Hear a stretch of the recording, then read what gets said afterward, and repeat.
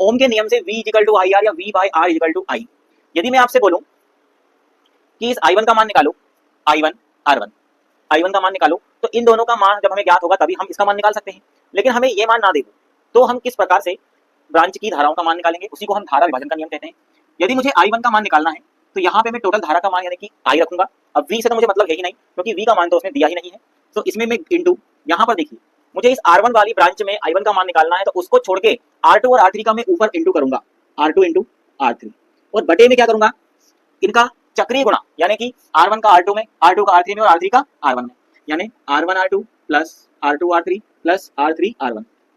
इसी प्रकार I2 का मान निकालना हो तो I इंटू, अब यहाँ पर इस ब्रांच का निकालना तो इसको हम छोड़ देंगे और R1 R3 का इंटू ऊपर में करेंगे, R1 और R3 का इंटू यहाँ पर करेंगे। हाँ ठीक है, और नीचे जैसा ही लिखा है वैसा का वैसा ही हम यहाँ पर इसका चक्रीय गुणा, ये प्लस का निशान है, प्लस R3 R1।